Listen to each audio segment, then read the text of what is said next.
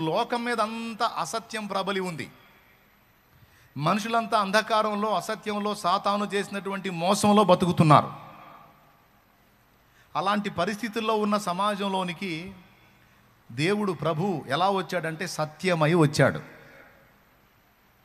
ఈ సత్యం ఒక్కొక్క మనిషిని వెలిగించడం మొదలుపెట్టింది. ఈ వాక్యమై ఉన్న సత్యం నిజమైన వెలుగు ఉండెను, అది లోకములోనికి వచ్చుచు మనుషులను వెలిగించుచుండెను అని రాస్తుంది యోహాను సువార్తలో 1వ అధ్యాయంలోనే ఉంటుంది. ఈ సత్యమన్నా ఆయనే, వాక్యమన్నా ఆయనే, వెలుగన్నా ఆయనే, జీవమన్నా ఆయనే, మార్గమన్నా ఆయనే. ఇవన్నీ యేసు ప్రభు తానే అయి చెప్పాడు. నేనే మార్గమును, సత్యమును, జీవమును, నేను లోకమునకు వెలుగునై ఉన్నాను, నేనే జీవాహారమును అని చెప్పి అనేక విషయాలు, నేను వాక్యమునని కూడా ఆయన తన గురించి ఆయన రాయించుకున్నాడు. ఆది యందు వాక్యం ఉండెను, వాక్యం దేవుని యొద్ద ఉండెను, వాక్యము దేవుడై ఉండెను. 14 ఆ వాక్యము శరీరధారి అయి కృపా సత్య సంపూర్ణుడుగా మన మధ్య నివసించెను.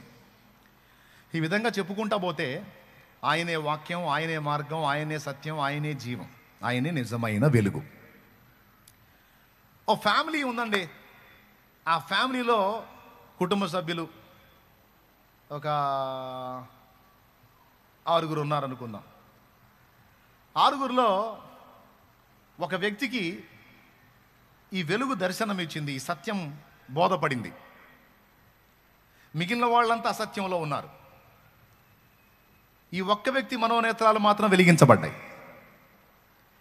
ఈ ఒక్క వ్యక్తి మనోనేత్రాలు వెలిగించబడక ముందు ఆ మిగిలిన వాళ్ళు చేసింది, ఇతను చేసింది ఒకటే. ఆ మిగిలిన వాళ్ళతో ఏకీభవించాడు, వాళ్ళు చేసేవన్నీ ఇతను కూడా చేశాడు. కానీ ఎప్పుడైతే ఈ సత్యము, ఈ వాక్యము, ఈ వెలుగు వీడిని దర్శించి ఇతడి మనోనేత్రాలు వెలిగించిందో అప్పుడు వీడికి మైండ్ పనిచేయటం మొదలుపెట్టింది. స్తోత్రం. అప్పటిదాకా వాళ్ళతో కలిసి 2 ఏళ్ళు 3 అని పాఠాలు చదివినోడు దేవుడు దర్శించి మనోనేత్రాలు వెలిగించి సత్యజ్యోతి వీనిలో ప్రకాశించిన తర్వాత వీనికి విషయం అర్థమైంది. 2 ఏళ్ళు 3 కాదు 4 అని. స్తోత్రం. ఇక అప్పుడు ఇంట్లో చెప్పటం మొదలు పెడతాడు. ఏమని? అమ్మా, నాన్న, అన్న, అక్క,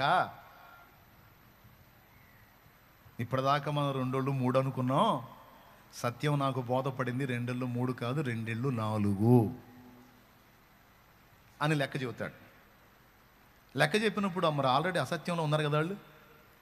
ఇప్పుడు వీడికి ఏమొచ్చింది? సత్యం తెలిసింది. వాళ్ళు ఎందులో ఉన్నారు? ఇప్పుడు ఏమైంది? ఇక ఏం చెప్తాడు? 2 ఏళ్ళు 3 కాదు 4 అని అంటుంటాడు.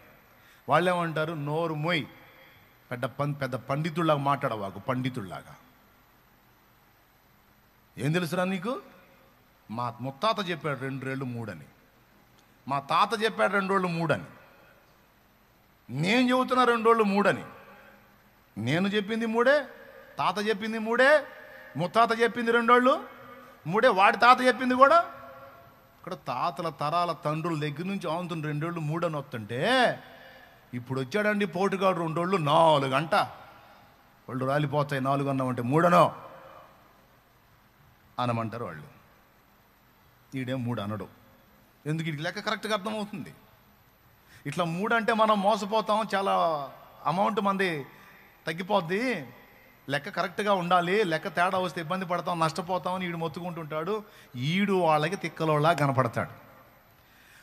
అప్పటికే అసత్యంతో మైండ్ పోయిన వాళ్ళకి, మళ్ళీ చెబుతున్నా, అప్పటికే అసత్యంతో మైండ్ పోయిన వాళ్ళకి సత్యజ్యోతి వెలిగి మైండ్ బాగైనోడు పిచ్చోళ్ళ కనపడతాడు.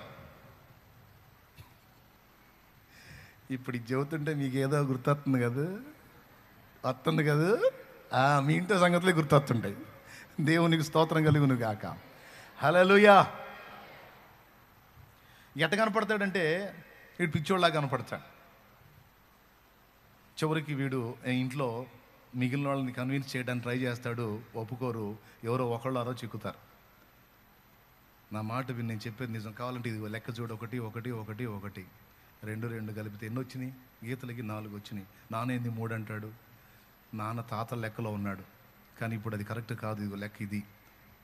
అప్పుడంటే నాన్నకు స్టడీ లేదు, చదువు లేదు, తాతకి చదువు లేదు, ముత్తాతకు చదువు లేదు, ఎవడేది చేయలేదు నమ్మారు. మనం చదువుకున్నాం కదా, లెక్క ఇది కదా, ఇదిగో 4, నాన్న 3 అంటున్నాడు, నువ్వు అన్న అర్థం చేసుకుంటే కరెక్టేరా అన్నయ్య, కరెక్టేరా 4, మరి ఎట్లా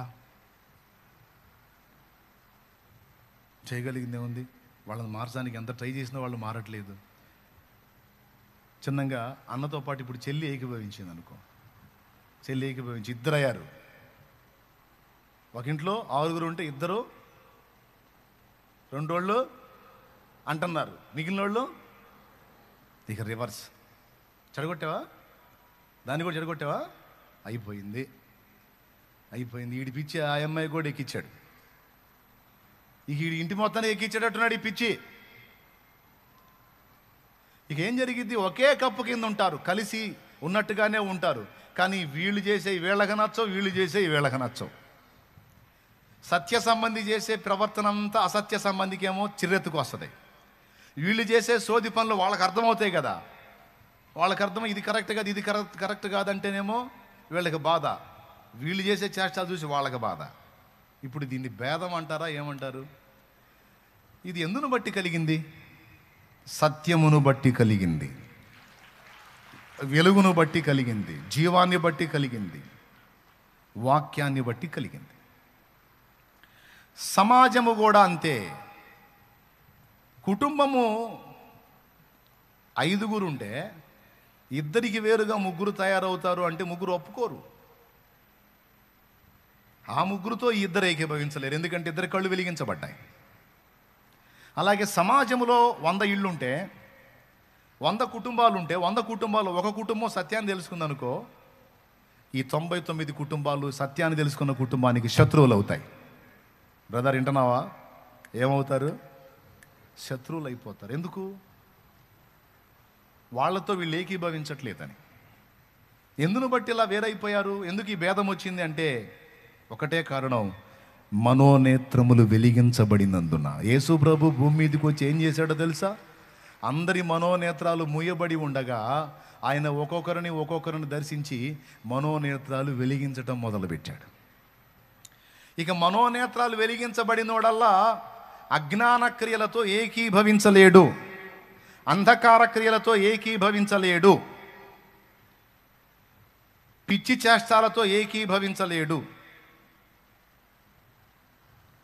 దేవునికి స్తోత్రం. నా ఫ్యామిలీలో అదే జరిగింది. దేవుడు నన్ను దర్శించాడు. దేవుడు నన్ను దర్శించి నా మనోనేత్రాలు వెలిగించి చేసే క్రియలన్నింటిలో స్పష్టత ఇచ్చిన తర్వాత ఏదైనా ఎందుకు చేయాలి, దాని విధి విధానాలు ఏంటి, దానివల్ల ఉపయోగం ఏంటి, దానివల్ల తెలివేంది, అజ్ఞానం ఏంది అన్నీ ఆలోచించడం మొదలుపెట్టా. ఎప్పుడైతే దేవుడు నా కళ్ళు వెలిగించాడో ఇక మా వాళ్ళు చేసే పనుల్లో పిచ్చితనం ఎంత ఏందో నాకు అర్థమై వాళ్ళని ఖండించడం మొదలుపెట్టా. ఖండించడం మొదలు పెడితే వాళ్ళు నన్ను చూసి ద్వేషించడం మొదలుపెట్టారు. సింపుల్గా చెప్పాలంటే నాకు 2 కుమారులు, చిన్న పిల్లలు. ఒకడికి మొక్కుబడి చేశాం, మొత్తం 25-30 మొక్కులు ఉన్నాయిలే మాకు. ఒకటి కాదు, కనపడ్డ దగ్గరల్లా మొక్కుడే. 25-30 ఉన్నాయి మొక్కులు. అందులో ఒకటి నేను జుట్టు పెంచుకొని గడ్డం పెంచుకున్నాను. ఇది తిరుపతికి వస్తానని. మా అబ్బాయి కూడా పెద్దవాడికి జుట్టు పెంచి పిలకేశాం, వాడికి తిరుపతికి మొక్కు తీర్చాలి అని. తర్వాత నన్ను దేవుడు దర్శించి మనోనేత్రాలు వెలిగించిన తర్వాత, సత్యం తెలుసుకున్న తర్వాత, యేసు ప్రభు నిజదేవత్వాన్ని గుర్తించిన తర్వాత చర్చికి పోవటం మొదలుపెట్టా. చర్చికి పోవటం మొదలుపెట్టి చర్చిలో దేవుని మాటలు వినటం మొదలుపెట్టిన తర్వాత ఇక నాకు సత్యం ఏంటో అర్థమైంది. బైబిల్ చదివాను, వాక్యం విన్నాను, ఇక నేను రాజీ పడ్డాను సత్యంతో. ఇది సత్యం, ఇది దేవత్వం, ఇది దేవుడు అంటే దేవుని వ్యక్తిత్వం, ఇది దేవుని ప్రేమ, ఇది దేవుని న్యాయం, ఇది మన పాపాల కోసం ప్రాయశ్చిత్తం యజ్ఞమై తిరిగి లేచినటువంటి దేవత్వం యేసులో కనపడుతుంది, ఇంకెవరిలో కనపడట్లేదు. నన్ను ప్రేమించి నా కోసం ప్రాణం పెట్టి తిరిగి లేచిన నిజమైన దేవుడు, పాపము నుండి నన్ను దూరం కమ్మన్న దేవుడు, నా పాపాల కోసం ప్రాయశ్చిత్తం జరిగించిన దేవుడు, క్యారెక్టర్ కలిగిన దేవుడు, వ్యక్తిత్వం కలిగిన దేవుడు, దేవుడు అంటానికి యోగ్యుడు యేసు ప్రభు. అసలు కథానాయకుడిని తెలుసుకున్న తర్వాత ఇంకా కొసర సంగతులు ఎందుకు అని శుభ్రంగా బార్బర్ షాపుకు పోయి వాడిని కూడా తీసుకొని పోయి వాడి పిల్లగా మొత్తం తెప్పించి క్లీన్ చేయించా. నేను కూడా షేవింగ్ చేయించుకొని కటింగ్ చేయించుకో. ఈ 2 చేసి ఇంటికి పోయా. ఇక మా వాళ్ళు చూడు, ఏం పోయే కాలం వచ్చింది, ఇది ఆడినాడ మంత్రం, ఇది ఎక్కడ మిడివేలం, అంత నువ్వు చేసే పనులు ఏందిరా, మొక్కుబడి చేసి మా కొంపను ఏం చేయాలనుకుంటున్నావు, ఇప్పటికే నాశనం అయ్యాం, ఇంకా నాశనం చేయాలనుకుంటున్నావా, వామ్మో వామ్మో వాయ్యో వాయ్యో అని లేచారు. మరి భయం కాదు, మొక్కు తెరచకపోతే ఏమన్నా అయిద్దేమో అని నేను చెప్పా. నేను కౌన్సిలర్స్ని ఎమ్మెల్యేస్ని వదిలిపెట్టి అసలు ముఖ్యమంత్రిని కలుసుకున్నా.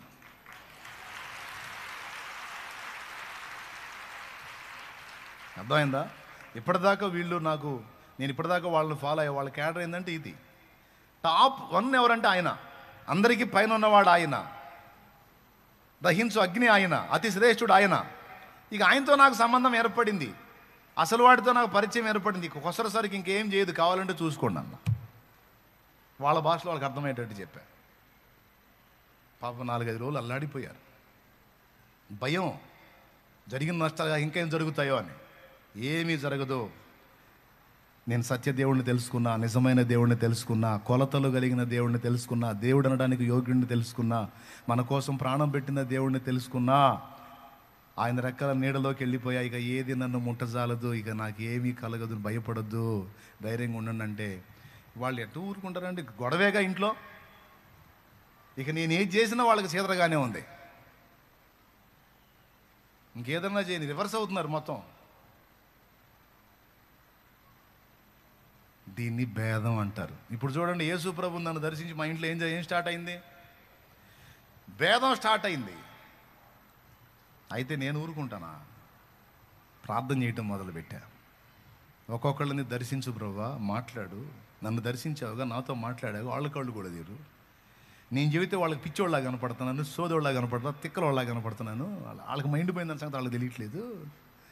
వాళ్ళకి మైండ్ పోయిందని సంగతి వాళ్ళకి తెలియట్లే. ఒకప్పుడు నాకు కూడా పోయింది, ఇప్పుడు నువ్వు నా మైండ్ సరి చేసావు, వాళ్ళకి మైండ్ వచ్చేటట్టు చేయిద్దంటే ప్రార్థన చేయడం మొదలు పెడితే ఒక్కొక్కళ్ళని దర్శించాడు. ఇంటి మొత్తం బాప్తీసం పొందారు.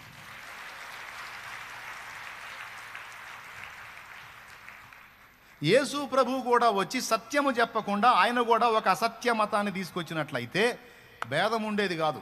అది ఇక్కడ రహస్యం. అర్థమైందా? యేసు ప్రభు కూడా గుంపులో గ్లోరీలాగా అన్ని అబద్ధాలతో పాటు ఆయన కూడా ఒక అబద్ధం తెచ్చినట్టయితే అబద్ధంతో అబద్ధం ఇవిడేది. కానీ యేసు తెచ్చినది సత్యం. అది యేసు ప్రభు చెప్పింది. అరే, నేను సత్యాన్ని తీసుకొచ్చేస్తున్నా భూమి మీద. నేను సత్యం, భూమి మీద ఉన్నది అసత్యం. సత్యం అసత్యం కలిసి ఉండటం సాధ్యం కాదు. కాబట్టి నా చేత దర్శించబడిన వాడు అసత్యంతో ఏకీభవించలేడు. ఖచ్చితంగా అసత్య సంబంధులు సత్య సంబంధికి శత్రువులు అవుతారు.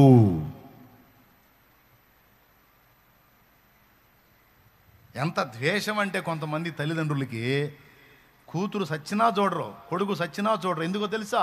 వాళ్ళు యేసు ప్రభువుని నమ్ముకున్నారని. ఏమన్నా వ్యభిచారం చేసిందా, దొంగతనం చేసిందా, నరహత్య చేసిందా, దౌర్భాగ్యుడా? ఏం పాపం చేసి ఏం దరిద్ర పేరు తెచ్చిందని ద్వేషిస్తావురా దౌర్భాగ్యుడా అని అందామనిపించింది. అనకూడదు, పాపం బాధపడతారు. అనలే, నేను అనను. దేవునికి స్తోత్రం, హల్లెలూయా. నేను ప్రేమతో అడుగుతున్నా, అయ్యా ఏం పాపం చేసిందయ్యా నీ కూతురు? తనకి ఇష్టమైన దైవాన్ని, తనకు నచ్చింది, అన్ని కొలతల్లో క్రమంగా ఉన్నాడని దేవుణ్ణి నమ్ముకుందయ్యా, దేవుణ్ణి నమ్ముకుంది. ఒక తప్పుడు పని చేయలేదే. అంతకుముందు వంకర టెంకర్లు కూడా సరిచేయబడ్డాయి. నీ కూతురు బంగారంలా మారిపోయింది, 10 మందికి సహాయకురాలు అయిపోయింది, 10 మంది నోటితో మంచి సాక్ష్యం పొందింది. రత్నంలాగా మారిపోయిన కూతుర్ని పట్టుకుని ద్వేషిస్తున్నావు. ఎవరు సోదరుళ్ళు? ఇంత ద్వేషించిన నీ కోసం నీ కూతురు ప్రార్థన చేస్తుంది. నీకు బాగలేదంటే కన్నీరు గారుస్తుంది. నీకేదో మాయరోగం వచ్చి నువ్వు పోతున్నావు అంటే నీ కోసం ప్రార్థన చేస్తుంది. నాన్న బతకాలి, అమ్మ బతకాలని. ఇన్ని చేస్తుంది నీ కూతురు. నీకు దూరంగా ఉండి నువ్వు ద్వేషిస్తే సరే, అట్లనే ఎడంగా ఉండి నీ కోసం ప్రతి నిత్యం బాధపడతా ఉంది, నిన్ను ప్రేమిస్తా ఉంది. నువ్వేమో తనకి ఇష్టమైన ఇష్టమైన దైవాన్ని నమ్మిందని నీ మతంలో ఉండలేదని ద్వేషించడం మొదలు పెడతాను. ఎంతవరకు న్యాయం అని అడుగుదామా? ఏమంటాడు తెలుసా? నువ్వెవడరా నాకు చెప్పడానికి, నా ఇష్టం అంటాడు. మైండ్ పోయినోడు ఇంకా ఆ మాటగా ఇంకేం చెబుతాడు? దేవునికి స్తోత్రం, హల్లెలూయా. కానీ ఎప్పుడు తెలుసుకుంటాడు తెలుసా? పడక మీద ఉన్నప్పుడు ఆ గుట్టకొట్లాడతాడు. ఒక్కొక్కడు గుట్టకొట్లాడేటప్పుడు కూడా ఒప్పుకోడు, గుట్టకొట్లాడేటప్పుడు కూడా ఒప్పుకోడు. ఏందయ్యా ఇట్లా అంటాడు కదా, అమ్మాయిని పిలవమంటాడు, సత్తా కూడా వద్దంటాడు ఒకడు. దరిద్రం అట్టు ఉంటుంది. ఏం చేద్దాం? పంతం, మూర్ఖత్వం. అరే నా కూతురు దేన్ని బట్టి బెండ్ అయింది, నా కొడుకు దేన్ని బట్టి బెండ్ అయ్యాడు, ఏంది అందులో కనపడ్డ విషయం ఏంటి అడుగుదాం వాడిని, లాజిక్ అడుగుదాం. ఇప్పుడు అన్నీ నేను చెప్పినట్టే వినాలని ఏముంది? నా పిల్లలు నాకంటే తెలివి గల్లోళ్ళు అయి ఉండొచ్చు కదా, జ్ఞానం గల్లోళ్ళు అయి ఉండొచ్చు కదా, నాకంటే ఎక్కువ చదివిన వాళ్ళు కొంచెం ఇంకా ఎక్కువగా వివేచించవచ్చు కదా. చూద్దాం, అందులో జ్ఞానం ఎంతో అజ్ఞానం ఎంతో తెలుసుకుందాం. చెప్పండి నాన్న, ఎందుకు నువ్వు అట్లా ఆలోచన చేసావు, ఎందుకు అట్లా నువ్వు డైవర్ట్ అయ్యావు, ఎందుకు లేదా కన్వర్ట్ అయ్యావు, లేకపోతే ఎందుకు నువ్వు అలాగా మారావు అని అడుగుదాం. నా బిడ్డని న్యాయంగా అడుగుదాం, వాస్తవం తెలుసుకుందాం. ఆమె చెప్పే లాజిక్ ఏందా విందాం, వాడు చెప్పే లాజిక్ ఏందా అనుకునే తల్లిదండ్రులు ఎంతమంది అండి? మూర్ఖులు ఎక్కువ, అసత్య సంబంధులు ఎక్కువ. వాళ్ళకి తెలిసింది ఒకటే, ద్వేషించడం, తిట్టడం, వాళ్ళని అవాయిడ్ చేయటం, టార్చర్ చేయటం. అందుకే ప్రభు చెప్పాడు, నేను అబద్ధంతో భూమి మీద ఉన్న అసత్యంతో పాటు నేను ఒక అసత్యాన్ని తీసుకొచ్చినట్టయితే అసత్యంతో రాజీ పడేది, గొడవలు ఉండవురా, నేను సత్యం తీసుకొని వచ్చాను అందుకే తగాదులు అవుతాయి అన్నాడు. అర్థమైందా? నేను సత్యం తీసుకొని వచ్చా అందుకే కొంతమందికి నేను నచ్చను. నన్ను నమ్మినోడు కూడా కొంతమందికి నచ్చాడు. ఇప్పుడు పాయింట్ నెంబర్ 1, ఫస్ట్ ఫ్యామిలీలో ద్వేషం ఎదురైంది. ఓకే, కాబట్టి కొంతమంది నిన్ను ద్వేషించి, దేవుని బట్టి నిన్ను నిందించి, దేవుని బట్టి నిన్ను దూషిస్తే మూలలు కూర్చొని బాత్రూంలోకి పోయి కమిలి ఏడు అని ఎక్కడ లేదు. కొంతమంది యేసు ప్రభువుని నమ్ముకుంటాను అంటున్నారా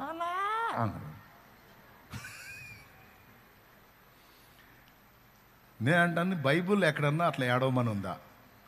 బైబుల్ అలా ఏ విధంగా ఏడవమని ఎక్కడన్నా ఉందా? తమ్ముడా, చెల్లి, నా నిమిత్తము జనులు మిమ్మల్ని నిందించి దూషించి అబద్ధముగా మీ మీద చెడ్డ మాటలు ఎలా పలుకున్నప్పుడు మీరు ధన్యులు, సంతోషించి ఆనందించి గంతులు వేయండి, మీ ఫలము పరలోకమందు అధికమగును అని రాస్తుంది. మత్తయి సువార్త 5వ అధ్యాయము 11 నుంచి 13 వచనం ఒకసారి చూడండి. ఆ మాట రాయబడి ఉంటుంది. నా నిమిత్తము జనులు మిమ్మల్ని నిందించి హింసించి మీ మీద అబద్ధముగా చెడ్డ మాటలు ఎలా పలుకున్నప్పుడు మీరు ధన్యులు, సంతోషించి ఆనందించుడి. కూర్చొని ఏడవండి అని ఉందా? అందరికి చెప్పి రోధించమని ఉందా? పాస్టర్ గారికి చెప్పి సీదేయమని ఉందా? ఏమన్నాడా? నా నిమిత్తం సంతోషించి ఆనందించి గంతులేయండి. కారణం ఏంటో తెలుసా? నా కోసం మాట పడుతున్నావు నువ్వు, నా నిమిత్తం మాట పడుతున్నావు. దెబ్బలు తిన్నావా? అది నా కోసం దెబ్బలు తిన్నావు. వ్యభిచారం చేసి కొంతమంది తన్నులు తింటారు, భర్తకు చెప్పకుండా సినిమాకి పోయించి కొంతమంది తన్నులు తింటారు, భర్తకు చెప్పకుండా వడ్డీలకి తిప్పి డబ్బులు ఎగ్గొట్టించుకొని తన్నులు తింటారు కొంతమంది భర్తకు చెప్పకుండా పక్కన వాళ్ళకి అడ్డం ఉండి డబ్బులు ఇప్పించి వాళ్ళు ఎగ్గొట్టి వీళ్ళు గట్టలేక సచ్చి తన్నులు తింటారు కొంతమంది రకరకాలుగా, కొంతమంది చెడ్డ సాక్ష్యాలు చెప్పి, కొంతమంది నోరు అదుపులో పెట్టగాక వాళ్ళ మీద వీళ్ళకి చెప్పి, వీళ్ళ మీద వాళ్ళకి చెప్పి వాళ్ళ చేతులు తన్నులు తింటారు. కానీ నువ్వైతే దేవుని నామము నిమిత్తము దెబ్బలు తినవు. ఆ దెబ్బలన్నీ దీవెనలే, ఆ మాటలన్నీ దీవెనలే. మొత్తం రాసుకుంటాడు. సత్యము నిమిత్తం అనగా నా నిమిత్తము నా కుమార్తె పొందిన దూషణ.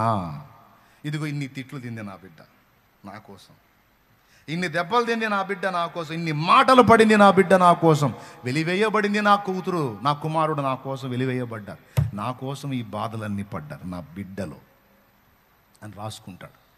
రాసుకొని దానికి తగ్గ జీతాన్ని కూడా పెడతాడు అక్కడ, ఫలాన్ని. అందుకే చెప్పాడు, తిట్టినోడల్లా నిన్ను ధన్యుని చేస్తున్నాడు, దూషించినోడల్లా నిన్ను గొప్ప చేస్తున్నాడు. నువ్వు సంతోషించి ఆనందించి పండగ చేసుకో. పాసిబిలిటీ ఉంటే పలావ్ వండుకొని తిను. దేవునికి స్తోత్రం. గట్టిగా చెప్పు.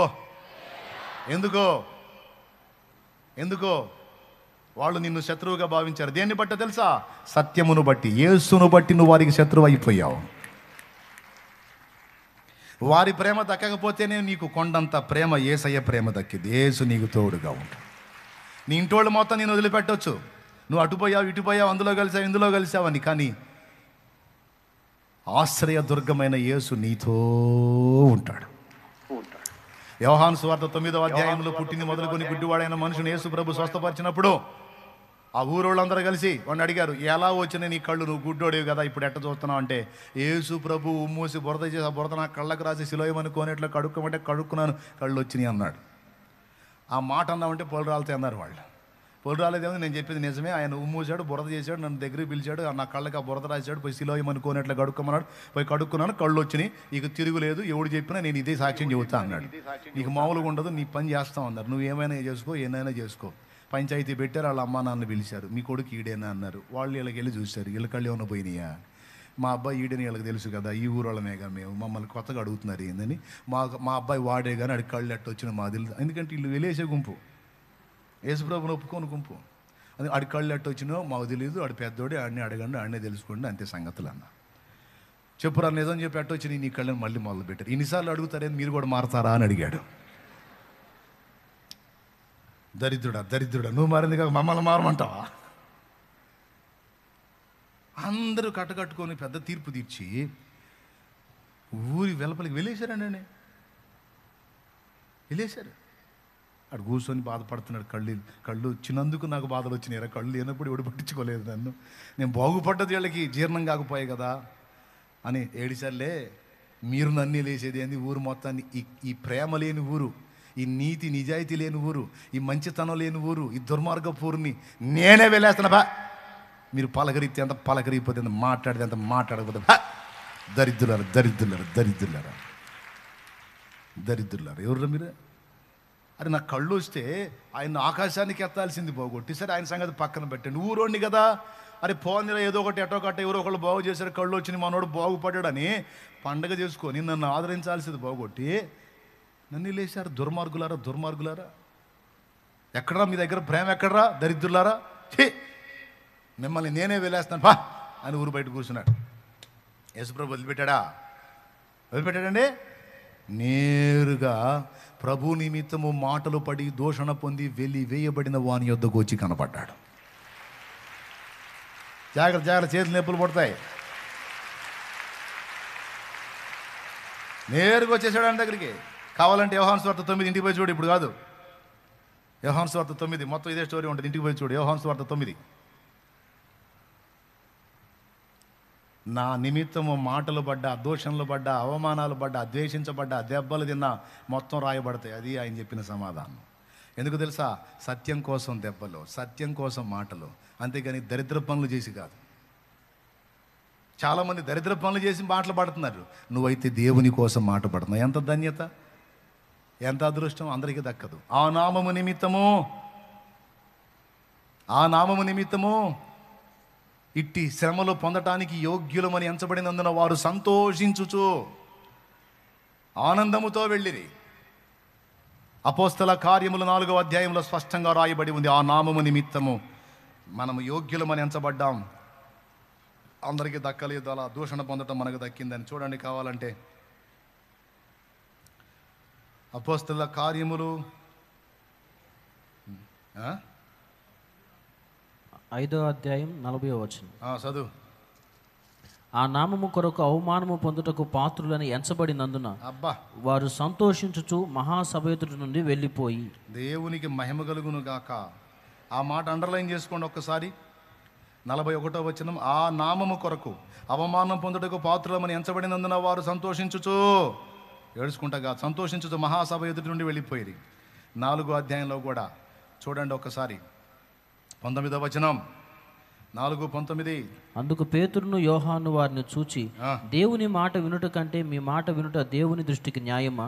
మీరే చెప్పుడి, మేము కన్నవాటిని విన్నవాటిని చెప్పక ఉండలేమని వారికి ఉత్తరం ఇచ్చిరి. దేవునికి స్తోత్రం. మేము కన్నవాటిని విన్నవాటిని గురించి మీకు చెప్పకుండా ఉండలేం. మీరు ఏం చేస్తారు? కొడతారా, తిడతారా, దూషిస్తారా, కొరడాలతో కొడతారా, చంపుతారా? చంపండి. కానీ మేము కన్నవాటిని విన్నవాటిని గురించి చెప్పకుండా మాత్రం ఉండలేము. సత్యమును గురించి సాక్ష్యం ఇవ్వకుండా ఉండటం మా వల్ల కాదు. ఒకవేళ తిడతారా, ఆ నామం నిమిత్తం తిట్లు మాకు వచ్చినాయి అంటే మా మా బహుమానం ఎక్కువ అక్కడ. స్తోత్రం. కాబట్టి ఇప్పుడేంటి? సిలువమూర్తి కృపను జాట సిగ్గుపడని సేవ, సిలువ నిందలను భరింప శిరము వంచి మురియు సేవ, శిరము వంచి మురియు సేవ, మధుర మధుర మధుర సేవ, యేసు ప్రభు సేవ, మధుర మధురం. లోక జ్ఞాని అపహసించు శోకమూర్తి సేవ, లోక జ్ఞాని అపహసించు శోకమూర్తి సేవ, లోక నిందలను భరించి లోకమును దీవించు సేవ, లోకమును జయించు సేవ, మధుర మధుర మధుర సేవ, యేసు ప్రభు సేవ, మధుర మధుర.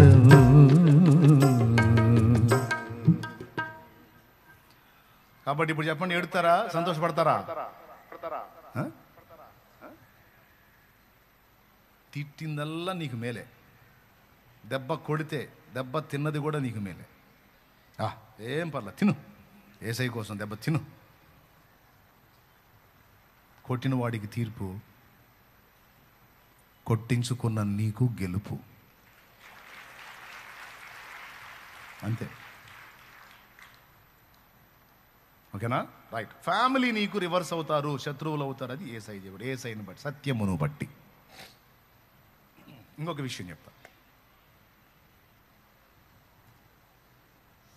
అన్యజనులకు నువ్వు శత్రువు అవుతావు సత్యమును బట్టి. ఇంటి వారికి ఒకటి, అన్యజనులకు కూడా నువ్వు శత్రువు అవుతావు. నీ ఫ్రెండ్స్, నీ కొలీగ్స్, నీ తోటి కార్మికులు, నీ సమాజంలో ఉన్న ఇరుగు పొరుగులు కూడా నువ్వు శత్రువు అవుతావు. ఎందుకు నిన్ను ద్వేషిస్తారో వాళ్ళకు కూడా తెలియదు. ఒకటే కారణం, నువ్వు సత్యాన్ని ప్రేమించావు, సత్య సంబంధివయ్యావు. ఆ కారణం చేత వాళ్ళు నిన్ను ద్వేషిస్తారు. వాళ్ళ అసత్యంతో నువ్వు ఏకీభవించట్లా. రెండు కారణాలను బట్టి వాళ్ళు నిన్ను ద్వేషిస్తారు. ఒకటి, వాళ్ళతో నువ్వు ఏకీభవించినందుకు ఒకటి. రెండవది, వాళ్ళ కంటే ఎక్కువ నీతి కలిగిన బతుకు నువ్వు బతుకుతున్నందుకు రెండు. వాళ్ళలాగా అడ్డదిడ్డంగా నువ్వు ఉంటల్లా, అడ్డదిడ్డంగా మాట్లాడట్లా, అడ్డదిడ్డంగా ప్రవర్తించట్లా. దానికోసం వాళ్ళకి చెప్పసఖ్యం కాని బాధ. ఎంత కక్షో! నిన్ను చూస్తే వాళ్ళ ముఖాల్లోనే చూపిస్తుంటారు వాళ్ళ ఫీలింగ్స్ అన్నీ. నిన్ను చూస్తే చాలు. దేవునికి స్తోత్రం కలుగును గాక. నీకు అర్థమైపోతుంటుంది, నువ్వు ఏడ్చుకుంటా ఉంటావు. ఎందుకు అందరు నా మీద ఎట్టుబడి ఎడుతున్నారు, ఎందుకు నన్ను ఇంత ద్వేషిస్తున్నారు, నేను యేసుప్రభువు నమ్ముకొని ఇంకేం చేశాను, ఎందుకు నా మీద ఇంత పగబట్టారని. పగబట్టేది ఏముంది? నువ్వేమో సత్యం, అగ్నిలా కనపడతావు, వాళ్ళేమో అసత్యం, అంధకారంలో కూర్చుంటారు. ఖచ్చితంగా నువ్వు వాళ్ళ కళ్ళలో పడేది ఖాయం, వాళ్ళు నిన్ను ద్వేషించేది ఖాయం, నీ మీద సూటిపోటి మాటలు కల్పించేది ఖాయం, చెప్పుకునేది ఖాయం, నీ మీద నీ గురించి నలుగురిలో ఆరడిపరిచేది ఖాయం. అవి చూసుకొని నువ్వు ఏడిసేది కూడా ఖాయం. నేను చెబుతున్నా, అస్సలు లెక్క చేయొద్దు. నిన్ను చూసి రెండు తలకాయల దగ్గరికి వచ్చినాయి అంటే నవ్వుకో నువ్వు, అంతే. దేవునికి స్తోత్రం, హల్లెలూయా. ముఖ్యంగా పురుషులకి స్త్రీలకి అందరికీ చెప్తున్నా, నువ్వు సిగ్గుపడద్దు. కానీ నువ్వు కనపడితే మాత్రం వాళ్ళకి ఒక అగ్నిలాగానే ఉంటుంది. మిగిలిన వాళ్ళ, నీ సమాజంలో ఉన్న మిగిలిన వాళ్ళందరికంటే నువ్వు స్పెషల్గా కనపడతావు. వాళ్ళ కళ్ళకి కనపడతావు, అంతే. నువ్వు ప్రత్యేకంగా కనపడతావు. అందుకే నీ గురించి ప్రత్యేకంగా మీటింగ్ కూడా జరిగేది వాళ్ళ దగ్గర. వాళ్ళ కమిటీ మీటింగ్లో నీ గురించి వచ్చేది ప్రస్తావన. ఆడవాళ్ళ మీటింగ్లో, మగాళ్ళ మీటింగ్లో వచ్చేది నీ గురించి ప్రస్తావన వచ్చింది. నిన్ను ఒంటరిని చేస్తారు. నీకు అర్థమైపోతుంటుంది. ఎవరు పలకరించరు, మాట్లాడరు, పలకరించారు, ఎటకారంగా మాట్లాడరు. ఎందుకో నాకు తెలియదు, ఈరోజు దేవుడు ఈ మాటలు పలికిస్తాడని నేను చెబుతున్నా. పరిశుద్ధాత్మ దేవుడు. హల్లెలూయా, హల్లెలూయా. ఈ ద్వేషాలు నీ కళ్ళ ముందు కనపడ్డప్పుడు లక్ష్య పెట్టొద్దు. అప్పుడు కూడా పాటే నీకు. నేను ఏ పాట పాడాలో చెబుతా, పాడుకుంటా తిరిగంతే. వాళ్ళ కమిటీలోకి నిన్ను రాని, వాళ్ళ మీటింగుల్లోకి నిన్ను రాని, వాళ్ళ ముసలమ్మ ముచ్చట్లోకి నేను రాని, వాళ్ళ గురించి నువ్వు ఏదన్నా చెప్పాలనుకున్న వాళ్ళు చెప్పనీరు. నీ గురించి మాత్రం పదే పదే మాట్లాడుకుంటా. నువ్వు వెలివేసినట్టు వ్యవహరిస్తావు. అప్పుడు కూడా పాటే. మోక్ష నగరు మా పుట్టిల్లు. పాట ఐడియా ఉంది కదా? ముఖ్య దూతల్ మా స్నేహితులు. ఓకేనా? పాట అది. సాక్షాత్కారమయ్యుండగను లక్ష్య పెట్ట మిహ బాధలకు, యెహోవా మా తండ్రి కాడ, యేసుడు మాయన్న కాడ, యెహోవా మా తండ్రి కాడ, యేసుడు మాయన్న కాడ. స్తోత్రం. మళ్ళీ పాటలు ఎక్కువ అవుతాయి, అందుకని ఆపేస్తున్నాను. పేతురాది సకల పోస్తల్ పేర్మి గలమా నిజ కూటస్థుల్. మీ కమిటీలో నుంచి పక్కన పెడితే నాకేంది, మీ ముసలమ్మ ముచ్చట్లోంచి పక్కన పెడితే నాకేంది, మీ బోడి ముచ్చట్లు ఎవడికి కావాలి? వా, నేను కావాలని కూర్చుంటే పేతుని పంపిస్తాడు, యోహాను పంపిస్తాడు, యాకోబుని పంపిస్తాడు, దోతలే వచ్చి కూర్చుంటారు. నా తండ్రి చిత్తం అయితే ఆయనే వచ్చి కూర్చుంటాడు, ఆయనే వచ్చి కూర్చుంటాడు. మీ దరిద్ర మాటలు, దరిద్ర మీటింగ్లు నాకెందుకు? నిక్షేపించబడిన మీటింగ్లు, నిక్షేపించబడిన మాటలు నాకెందుకు? నా తండ్రే వచ్చి కూర్చుంటాడు అవసరం అయితే నాతో. పేతురాది సకల పోస్తల్ పేర్మి గలమా నిజ కూటస్థుల్. పేతురాది సకల పోస్తల్ పేర్మి గలమా నిజ కూటస్థుల్. ఖ్యాతి సభలో మేమున్నప్పుడు, ఖ్యాతి సభలో మేమున్నప్పుడు, ఘనతాలిక మాకేమీ కొదువా, యెహోవా మా తండ్రి కాడ, యేసుడు మాయన్న కాడ. దేవునికి మహిమ. అంతేగాని అన్యజనులు నిన్ను తృణీకరించరని నువ్వు బాధపడొద్దుమా అయ్యా. ఏం లక్ష్య పెట్టొద్దు. దేన్ని బట్టో చూసుకో ఒక్కసారి. నీ చెడుతనాన్ని బట్టా అట్లయితే నువ్వు మార్పు చెందు. యేసును బట్టా అట్లయితే నువ్వు స్థిరంగా ఉండు క్రీస్తులో. దేవునికి మహిమ. కొంతమంది వారి చెడుతనాన్ని బట్టి కొంతమంది అవాయిడ్ చేస్తారు, అది మార్చుకోవాలి. కానీ ప్రభువుని బట్టి నిన్ను ఎడంగా పెడితే పండగ చేసుకో. ఎవరు రాకపోతే అవసరమైతే అపోస్తలు వచ్చి కూర్చుంటారు నీ దగ్గర, దూతలు వచ్చి కూర్చుంటారు, అవసరమైతే యేసయ్య వచ్చి కూర్చుంటాడు నీ ఇంట్లో. Confirm, confirm. రియల్గా జరిగిన సంఘటన ఎన్నోసార్లు చెప్పాను మీకు. దైవజనుడి తండ్రి తల్లి ఇద్దరు భార్యాభర్తలు యేసుప్రభు నమ్ముకొని బాప్తిస్మం పొందారు. వాళ్ళ అన్న వాళ్ళ ఫ్యామిలీ మెంబర్స్ కూడా పొందారు, కానీ ఊరు వాళ్ళ దెబ్బకు జడిసి బాప్తిస్మం వదిలేసుకున్నారు. కానీ ఈయన మాత్రం వదలనందుకు పంచాయతీ పెట్టి ఊరు బయటికి పెట్టారు. పాప ఈయన చాట్లు చీపుళ్ళు అప్పటి రోజులు అవి చేసుకొని పట్టణానికి పోయి అమ్ముకొని ఆ డబ్బులు తెచ్చి ఇల్లు బతికించాలి. పిల్లలు 3-4 పిల్లలు, పసిబిడ్డలు ఊరు బయట పాకేసుకున్నారు, ఊరు బయట ఉంటున్నారు. వాళ్ళ ఇంటి దగ్గర ఒక ముసలోని కాపలా పెట్టేవాళ్ళు అంట. ఊళ్ళో వాళ్ళు ఎవరన్నా వాళ్ళతో మాట్లాడతారేమో అని, మాట్లాడితే వాళ్ళు కూడా లేయాలని. ఆ దైవజనుడు తన బుక్లో రాశాడు, దొరుకుతుంది. గుండాబతుని దేవదానం అనే దైవజనుడి పుస్తకంలో దొరుకుతుంది. యేసయ్య మా ఇంటికి వచ్చాడని రాశాడు. దేవునికి స్తోత్రం. అందులో స్పష్టంగా చెప్తాడు. ఆయన ఆయన ఆయన తండ్రి ఆ చీపుళ్ళు ఆ చాట్లు అవన్నీ రెడీ చేసుకొని పట్టణంలో అమ్మటానికి పోయేటప్పుడు భార్యకి చెప్పాడు, కొంచెం బత్తిమిచ్చి వెళ్ళాడు, నేను వచ్చిందాక ఇది తింటా ఉండు, పిల్లలకు పెట్టుకుంటా ఉండు, నేను అమ్ముకొని డబ్బులు తీసుకొని వస్తాను. ఆయన అటు పోయాడు. పాప ఆయనకి వాన పట్టింది, అక్కడేం బేరం జరగలా, ఆ అమ్ముడు పోలా, ఆయన తిరుగుతూ ఉన్నాడు. ఇక్కడేమో ఆయన పోయిన తర్వాతి గంట నుంచి పిల్లవాడికి జ్వరం స్టార్ట్ అయింది. భయంకరమైన విష జ్వరం. 1 రోజు 2 రోజులు 3వ నాటికి బిడ్డ చచ్చిపోయాడు. ఆ జ్వరం మరి ఎవరు పలకరించేవాళ్ళు లేరు, పట్టించుకునేవాళ్ళు లేరు, మందు ఇచ్చేవాళ్ళు లేరు, ఆమె గోడు వినేవాళ్ళు లేరు. ఆమె కళ్ళ ముందే ఆమె చేతిలోనే బిడ్డ చచ్చిపోయాడు. మొత్తం బాడీ అంతా ఐస్ లాగా చల్లబడిపోయి మొత్తం శ్వాస ఆగిపోయి చచ్చిపోయాడు. పూర్తిగా చచ్చిపోయాడు. చచ్చిపోయి కూడా కొన్ని గంటలు గడిచిపోయి ఏడుస్తూ ఉంది బిడ్డను పెట్టుకొని. ఎవరు పలకరించడానికి రారు, వస్తే వాళ్ళు కూడా వెలివేయబడతారు. ఏం కారణం అంటే యేసు ప్రభువుని నమ్ముకున్నారని. కేవలం యేసు ప్రభు నిమిత్తం ఆమె ఏడుస్తూ ఉంది పంచలో బిడ్డను పెట్టుకొని. ఆ గుడిసె పంచ పంచలో బిడ్డను పెట్టుకొని బోరు ఏడుస్తాం. చుట్టూ దళ్ళు కట్టుకొని ఉన్నారంట. ఒక పక్క ఎంట్రన్స్ తడికి అడ్డం పెట్టి ఆ తడికి తీసుకొని ఆజానుబాహుడైన ఒక పెద్ద ఆయన చేతి కర్ర పట్టుకుని గొడ్డు కర్ర లాంటి కర్ర చేత పట్టుకుని లోపలికి వచ్చాడు. డైరెక్ట్గా కళ్ళ ముందే, కల్లో కాదు, దర్శనంలో కాదు, రియల్గా వచ్చాడు. ఆ ఇంటి ముందు నిలబడి, ఏమ్మా అమ్మా అన్నాడంట. ఆ ఏడుస్తే ఆయనకి వెళ్ళి చూసయ్యా నా బిడ్డ పోయాడయ్యా, నా బిడ్డ ఏడుస్తుంది. ఘోరాతి ఘోరంగా ఏడుస్తా. అంత ఏడుపులో కూడా ఆమె ఒక మాట, ఎవరయ్యా నువ్వు, మా గురించి నీకు తెలియదా, మేము యేసుప్రభుని నమ్ముకున్నాం అని మమ్మల్ని వెళ్ళేశారు, ఎవరన్నా వచ్చి మాతో మాట్లాడితే వాళ్ళని కూడా వెళ్ళేస్తారయ్యా, నిన్ను కూడా వెళ్ళేస్తారు, వెళ్ళయ్యా అన్నాడు. నన్ను వెళ్ళేసేవాళ్ళు ఎవరు లేమ్మా, నన్ను ఎవరు వెళ్ళేస్తారు. సరేలే కానీ ఎందుకు ఏడుస్తున్నావు, బిడ్డ చచ్చిపోయాడయ్యా, చూడయ్యా చచ్చిపోయాడయ్యా. అప్పుడు చచ్చిపోయి కొన్ని గంటలు గడిచిపోయి ఒక 2 అడుగులు దగ్గరికి వచ్చాడు. దగ్గరికి వచ్చి వంగి చూసి, చచ్చిపోలేదు, నిద్రిస్తున్నాడు, నేను లేపుతాలే అని నేల మీద వంగి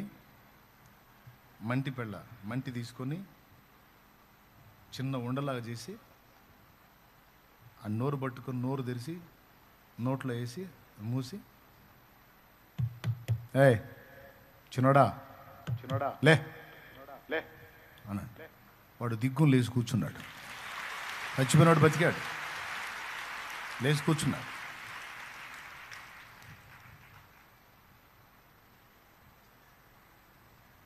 ఆడికి జ్వరం తగ్గితే పెట్టాలని నారింజకాయలు బత్తాకాయలు అంటారు కదా, నారింజకాయలు అవి ఉట్టిలో పెట్టిందంట. ఆ కాయలు కొని ఉట్టిలో పెట్టిందంట. ఏం చెబుతున్నాడు, ఆడికి పెట్టాలని ఆ లోపల నారింజకాయలు పెట్టావుగా, కమలాకాయలు తెచ్చిపెట్టు, ఆడికి నీరసంగా ఉండి తీసుకొచ్చి పెట్టన్నాడు. ఆ లోపలికి పోయింది ఆ కాయలు తెచ్చి బిడ్డకు పెట్టడానికి. లోపలికి పోయి బయటకు వచ్చేటప్పటికి లేడు.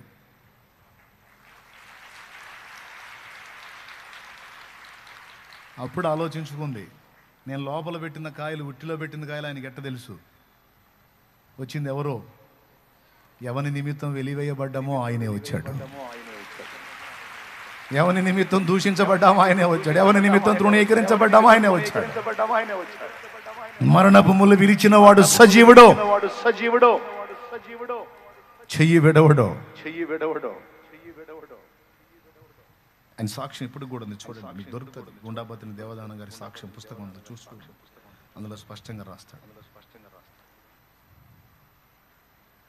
యేసయ్య మా ఇంటికి వచ్చాడు అని టైటిల్తో ఉంటుంది. అది టైటిల్ కూడా చెప్తున్నాను రియల్గా. ఒక్కొక్కడు నమ్మడండి, నమ్మకపోతే నన్ను ఏం చేయమంటారు, ఏ వాగులోనూ దూకురా అని చెబుతాను. నేను ఏం చెబుతా, దేవునికి స్తోత్రం. ఇప్పుడు అనుభవించినవి ఉన్నాయి, మరి సాక్ష్యాలు చాలా ఉన్నాయి. జేబులో ఛార్జీకి డబ్బులు లేకుండా తమిళనాడు కానావిళక్ అనే ప్రాంతంలో, దిండిగల అవతలది, చెన్నై నుంచి 500 కిలోమీటర్ల అవతలకి, అంత దూరం నుంచి తిండి లేదు, తిప్పలు లేవు, ఛార్జీకి డబ్బులు లేవు. అక్కడ నుంచి నేను పేటకు రావాలి. ఒక సహోదరుని ప్రేరేపించి వాళ్ళ ఇంట్లో వాళ్ళ అమ్మోళ్ళకి ఇవ్వమని డబ్బులు ఇచ్చాడు. ఆ డబ్బుల్లో కొంత ఛార్జీకి ఒక టికెట్ పెట్టుకున్నా, రైలు ఎక్కిన దగ్గర నుంచి ఒక ఆయన తోడయ్యాడు. ఒంగోలు దాటిచ్చి ఆయన దిగిపోయాడు. నాకు కావాల్సినప్పుడల్లా, ఆకలైనప్పుడల్లా బాక్సులో చెక్కలు, అరిసెలు, చక్రాలు మొత్తం పెట్టుకొని కూర్చున్నాడు. నాకు పొట్ట ఖాళీ అయినప్పుడల్లా ఎత్తున్నాడు, తినమంటున్నాడు. ఏంది, ఎవరు ఇంతవరకు చూడలే నేను మళ్ళీ ఆయన్ని. ఎవరు ఆయన, ఎవరు చెప్పండి.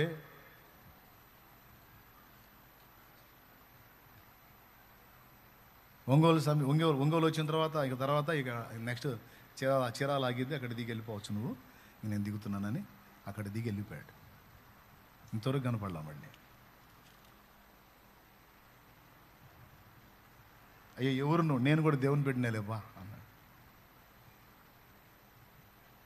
అంతకుమించి వివరాలు చెప్పలా. దేవుడు ఆదుకుంటాడు, ఆయన తోడై ఉంటాడు, ఆయన నమ్మదగిన దేవుడు. ఎవరు నిన్ను పట్టించుకోకపోతే అందరు నిన్ను తృణీకరిస్తే ఆయన వదులుతాడు. ఎవరు నన్ను చేయి విడిచిన యేసు చేయి విడువడు. ఎవరు నన్ను చేయి విడిచిన యేసు చేయి విడువడు. చేయి విడువడు, చేయి విడువడు, చేయి విడువడు. నిన్ను చేయి విడువడు. ఎవరు నన్ను చెయ్యి విడచిన యేసు చెయ్యి విడువడు. దేవునికి మహిమ. సత్యమును నీవు నమ్మినందున నీ ఇంటి వారికి నీకు భేదం వచ్చే అవకాశం ఉంది. సత్యమును నీవు నమ్మినందున నీ సమాజంలోని వ్యక్తులకు నీకు భేదం వచ్చే అవకాశం ఉంది.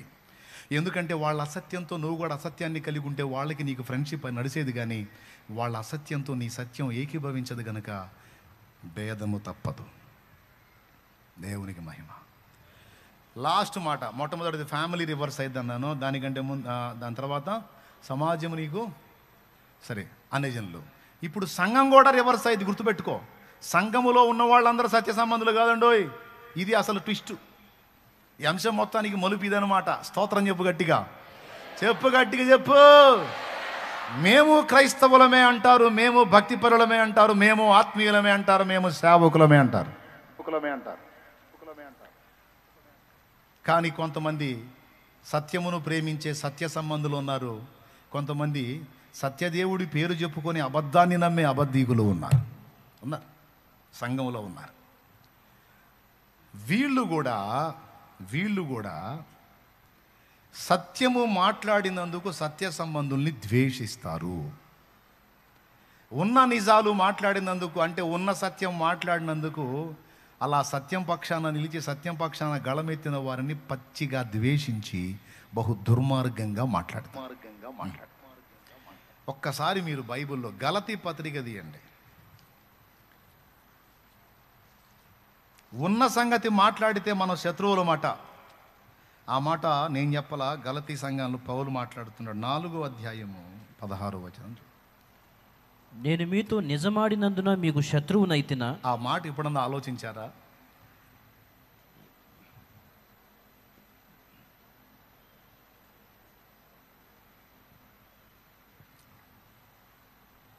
ఏమండే, ఇంక అయిపోయింది.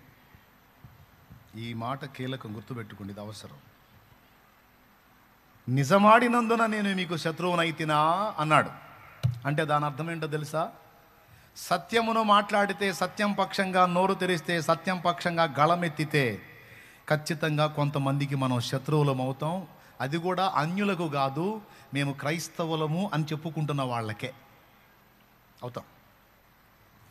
ఎంత ద్వేషిస్తారంటే మన మీద ఉన్నవి లేనివి అబద్ధాలన్నీ కల్పించి చెప్తారు. ఎందుకంటే ఉన్నది ఉన్నట్టు మనం వ్యవహరించాం, నిజం మాట్లాడాం, సత్యం మాట్లాడాం, అది నచ్చదు కొంతమందికి. దేవునికి స్తోత్రం కలుగునుగాక. ఇప్పుడు షాలేము రాజు అంటే, నేను ఎవరి జోలికి పోకుండా ఏ విషయాలు మాట్లాడకుండా ఉంటే అందరికీ నచ్చుతా. కొంతమంది నమ్ముతున్న అసత్యంతో నేను కూడా ఏకీభవిస్తే వాళ్ళకి నచ్చుతా. కానీ అది రైట్ కాదు. మనం లోకంలో అబద్ధంలో ఉండి సత్యం తెలుసుకొని సత్యంలోకి వచ్చాం. సత్యంలోకి వచ్చిన తర్వాత సత్యబోధలో ఉండాలి, మళ్ళీ అసత్య బోధలోకి వెళ్ళకూడదు. మన క్లారిటీ ఉండాలి, స్పష్టత ఉండాలి. ఏది పెడితే అది గుడ్డిగా నమ్మకూడదు. సాంప్రదాయాలు, ఆచారాలు కాదు, వాక్యం ఏం చెప్తుందో దానికి ప్రయారిటీ ఇవ్వాలి. మన వాక్యమే కొలబద్దగా తీసుకోవాలి. రేపు జడ్జిమెంట్ వాక్యానుసారంగా జరిగిద్ది. ఎవడో కల్పించిన ఆచారాలను బట్టి తీర్పు జరగదు. వాక్యాన్ని బట్టి జడ్జిమెంట్ జరిగిద్ది. కాబట్టి వాక్యాన్నే మనం కొలబద్దగా పెట్టుకోవాలి. కానీ అయ్యగారు చెప్పారు, మా అయ్యగారు చెప్పారు కాబట్టి నంది పంది అంటే కుదరదు. మా అయ్యగారు చెప్పారు కాబట్టి 2 ఏళ్ళు 5 అంటే కుదరదు, 2 ఏళ్ళు 3 అంటే కుదరదు. అదేంటంటే ఎప్పటి నుంచో మా అయ్యగారు, మా పెద్ద అయ్యగారు చెప్పాడు, మా చిన్న అయ్యగారు చెప్పాడు అంటే కుదరదు. అయ్యగారు లేదు, అమ్మగారు లేదు, సత్యం కావాలి. సత్యం నాకు తెలియాలని, సత్యంలో నేను నడవాలని నా ఆశయ్యా. సత్యం నాకు తెలియాలని, సత్యంలో నేను నడవాలని నా ఆశయ్యా.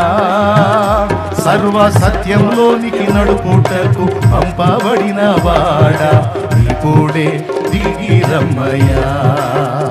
సర్వ సత్యంలోనికి నడుపుటకు పంపబడిన వాడా, ఇప్పుడే దిగి రమ్మయ్యా.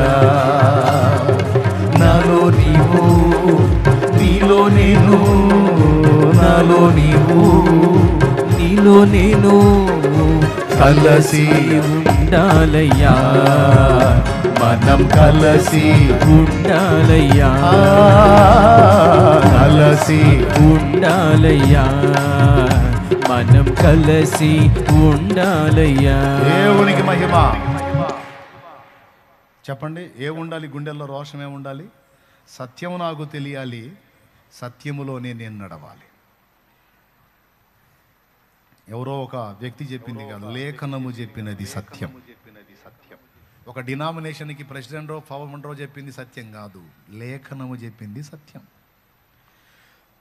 రేపు లేఖనాలను చూపించి తీర్పు తీరుస్తాడు కానీ జడ్జిమెంట్లో అయ్యగారు అమ్మగారు చెప్పిన మాటలను బట్టి జడ్జిమెంట్ ఉండదు.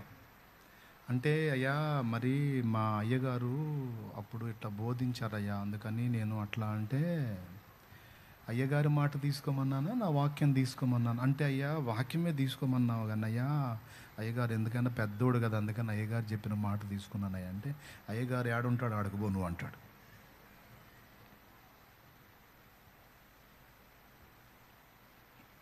అర్థమైందా? అయ్యగారు చెప్పాడు, అమ్మగారు చెప్పింది వాళ్ళ సొంత మాటలు కదా. లేఖనం ఏమి చెప్పుచున్నది, వాక్యం ఏం చెప్తుంది, వాక్య ప్రకారం మనం ప్రయాణం చేయాలి. ఇక ఎంతలా మొనగాడైనా, ఎంత పెద్ద మినిస్ట్రీ అయినా, ఎంత పెద్ద డినామినేషన్ అయినా తీసి దెబ్బలో కొట్టవతల అంతే. సత్యం సత్యం సత్యవాక్యం కావాలి, సత్యంలో నేను నిలవాలి. ఏమండి? ఇప్పుడు అంటే కొంతమంది నడుపుతున్న అసత్యం జోలికి పోనంత వరకు వాళ్ళు నన్ను లవ్ చేస్తారు, ప్రేమిస్తారు. వాళ్ళ అసత్యం జోలికి పోనంత వరకు, వాళ్ళ అసత్యాన్ని టచ్ చేసినప్పుడు పడగెత్తి బుసగొడతారు. దైవజనుడు, దేవుని సంబంధి, అతను వాక్యానుసారంగా బోధిస్తున్నాడని ఇంకితం లేకుండా వాళ్ళని కవ్వించి, స్త్రీలని పురుషుల్ని కవ్వించి, వాళ్ళ చేత ఫోన్లు చేయించి నన్ను తిట్టించటం, దూషించటం. నన్ను శాపగ్రస్తులు గారు శపించబడతారా లేదా? శాపం తెచ్చుకుంటారుగా దరిద్రం అనవసరంగా. ఇప్పుడు నేను చెప్పింది సత్యం అనుకో, నన్ను ద్వేషించినోడు సత్యాన్ని ద్వేషించినట్టు చివరికి ఆడికి పోతారు, నాశనానికి పోతారు కదా, శాపగ్రస్తులు అవుతారు కదా. ఇప్పుడు అతను చెప్పిన దానిలో వాస్తవం ఏంటి, సత్యం ఎంత, అసత్యం ఎంత అనేది వాస్తవంగా నువ్వు లేఖనాలు చూసి పరిశీలించి మాట్లాడాలి, ఒక నిశ్చయితగా రావాలి. షాలేం రాజు కాదు, ఇంకెవరు చెప్పినా ఎవడు చెప్పినా అది వాక్యానుసారమా కాదనేది ఫస్ట్ చూసుకొని, అది వాక్య సమ్మతం అయితే తప్పకుండా లోబడాలి, ఏకీభవించాలి. అట్లా కాకుండా సత్యం మీద విరోధంగా ధ్వజమెత్తిన వాళ్ళు పరిసయ్య గుంపులోకి వెళతారు. వాళ్ళ గురించి యేసుప్రభు ఏం మాట్లాడాడో తెలుసా? రాబోతున్న నరక శిక్ష నుంచి మిమ్మల్ని కాపాడేవాడెవడు అని మాట్లాడాడు యేసయ్య. అయ్యో వేషధారుడైన శాస్త్రులారా, పరిసయ్యులారా, సున్నం కొట్టిన సమాధులారా, రాబోతున్న నరక శిక్ష నుంచి మిమ్మల్ని కాపాడేవాడెవడు అని గద్దించాడు యేసయ్య ఈ గుంపుని. నా బాధ అదే, నా బాధ అదే. నేను అనని మాటలు అన్నానని అన్యాయంగా నా మీద అబద్ధపు ప్రచారాలు, అంటే ఏదో విధంగా బ్లేమ్ చేయాలి, బురద చల్లాలి, నలుగురిలో ఇతన్ని ఆరడిపరచాలని నేను అనని విషయాలు కూడా అన్నానని నా మీద టైటిల్స్ పెట్టి, ప్రతి ఒక్కడు ఎవడు లైన్లోకి రావాలన్నా మన ఫోటో వాడాల్సింది. ఆ కృప మనకి ఇచ్చాడు దేవుడు. దేవునికి స్తోత్రం కలుగును గాక. హల్లెలూయా. షాలేం రాజు అనేవాడు ఫోటో పడిందంటే చాలు ఇక చూస్తారు. అది మంచి అయినా చూస్తారు, చెడ్డ అయినా చూస్తారు. అందుకని ఎవడికైనా తప్పట్లా. ఆఖరికి నన్ను ద్వేషించే శత్రువు కూడా నా ఫోటో తప్పలా. ఏందో మరి యేసయ్య నన్ను అంత ప్రేమించాడు. నా విమర్శకుడు నా శత్రువు లైన్లోకి రావాలన్నా, వాడికి 4 వ్యూస్ రావాలన్నా ఈ ఫోటో పడాల్సిందే. ఏందో మరి ఈ దీనుడికి అంత కృపించాడు యేసయ్య. ఆయనకే మహిమ. హెచ్చింపు కోసం చెప్పట్లా, ఉన్న వాస్తవం చెప్తున్నాను నేను. కానీ ఏం పర్వాలా, నేను నిజమాడినందున శత్రువునయ్యాను, ఉన్న సత్యం చెప్పినందున కొంతమందికి శత్రువునయ్యాను. ఏడిశారు. వాళ్ళ అబద్ధంతో నేను ఎందుకు ఏకీభవిస్తా? సత్యనా ఏకీభవించను. నాకు సత్యం కావాలి, సత్యమై ఉన్న క్రీస్తు కావాలి. నా పిల్లలకు సత్యమే చెప్పాలి. ఇప్పుడు ఇక్కడే కాదు, లక్షలాది మంది ఎక్కడెక్కడెక్కడెక్కడెక్కడెక్కడెక్కడ ఉండి, ఇక్కడే కాదు ప్రపంచ దేశాల్లో అనేక దేశాల నుంచి వెంబడిస్తున్న వాళ్ళు ఉన్నారు. ప్రతి విషయాన్ని గురించి ఈయనేం చెప్తాడో మనం విందామని నా వైపు కూడా వాళ్ళు అబ్జర్వ్ చేస్తున్నందున అందరికీ నేను సత్యం చెప్పాల్సి వచ్చింది. నాకు దేవుడు బయలుపరిచిన మేరకు ప్రతి దానిలో నేను మాట్లాడతా. దానివల్ల కొంతమందికి నచ్చుతా, కొంతమందికి పెట్రోల్ పోసినట్టు ఉంటుంది. స్తోత్రం. అయినా సరే ఉన్నదన్నట్టు మాట్లాడతా, ఏం పర్లేదు. నిజమాడినందున పౌలే శత్రువు అయినప్పుడు నేనెంత? కానీ ఏదైనా లేఖన పరిధిలో మాట్లాడతా. ఇక నా మీద వ్యతిరేకంగా ఎన్ని వీడియోలు అన్నా రాని, ఎన్ని ప్రసంగాలన్నా చేయని, అచ్చంగా నా మీద ఎన్ని తిప్పలన్నా పడని, ఎవడు ఎన్ని బాధలన్నా పడని, కానీ నేను మాట్లాడింది సత్యం. అబద్ధం వైపుకు తిప్పుతున్నారు. తరతరాలుగా సంవత్సరాలుగా మోసంలో ఉండేటట్టు విశ్వాసుల్ని భ్రమ పెడుతున్నారు. ఆ మోసంలోంచి బయటికి రావాలి.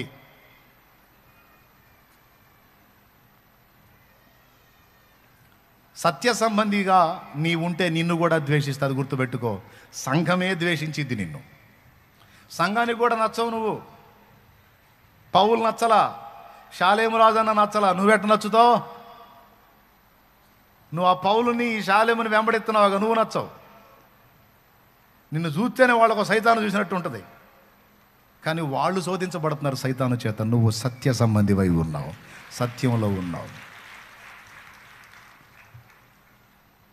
కాబట్టి జనులేమనుకొనుచున్నారు అన్న చింత నీకొద్దు. నేను సత్యంలో ఉన్నానా లేదా అన్న ఒక్కదాన్ని పట్టుకో. నువ్వు గతంలో ఏ డినామినేషన్ని ఫాలో అయ్యావో వాళ్ళు తప్పకుండా నువ్వు ఇటు కనెక్ట్ అయితే నిన్ను ద్వేషిస్తారు. నువ్వు అంతకుముందు ఏ సహవాసంలో ఉన్నావో ఆ సహవాసంలో వాళ్ళు ఖచ్చితంగా నువ్వు ఇటు కనెక్ట్ అయితే నిన్ను నలుగురిలో ఆరడిపరుస్తారు.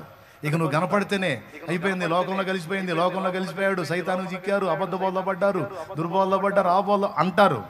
కానీ ఏది ఏ బోధో నీకు తెలుసు, ఏది సత్యమో నీకు తెలుసు. నీ మనోనేత్రాలు వెలిగించబడ్డాయి, నువ్వు జడ్జి చేసుకోగలవు. కాబట్టి ప్రియమైన బిడ్డలారా, కొంతమంది ఎందుకు మనకు శత్రువులు అవుతారు అన్నదానికి ఒక 3 కారణాలు. మొట్టమొదటిది ఎవరెవరు అవుతారు అన్నదానికి మొట్టమొదటిది ఫ్యామిలీ, రెండవది అన్యజనులు, మూడవది సంఘము అని చెప్పబడిన దానిలో కూడా అబద్ధ ప్రేమికులు. ఈ 3 రకాల వాళ్ళు సత్యమును బట్టి మనకు శత్రువులు అవుతారు. దేవునికి స్తోత్రం. దేన్ని బట్టి? మరి దాన్ని నువ్వు లక్ష్య పెడతావా? సత్యం నువ్వు చేత పట్టుకొని ఉంటే లోకం మొత్తం నిన్ను వదిలిపెట్టిన యేసయ్య నిన్ను చేయి పట్టుకొని ఉంటాడు. గడిగడో యేసయ్య నిన్ను చేతి పట్టుకొని ఉంటాడు, చేయి పట్టుకొని ఉంటాడు. ఆయన నడిపిస్తాడు నిన్ను. వింటున్నావా?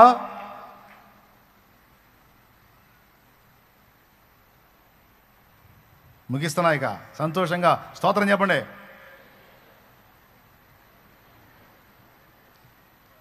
ఏం చెప్పలేదు. ఒక కారణం చెప్పా, సత్యమును బట్టి నీకు శత్రువులు ఏర్పడతారు. నంబర్ 1 అది ఎక్కడెక్కడ ఏర్పడతారో చెప్పా. రెండవది దేన్ని బట్టి శత్రువులు ఏర్పడతారో రెండో పాయింట్ చెప్తా.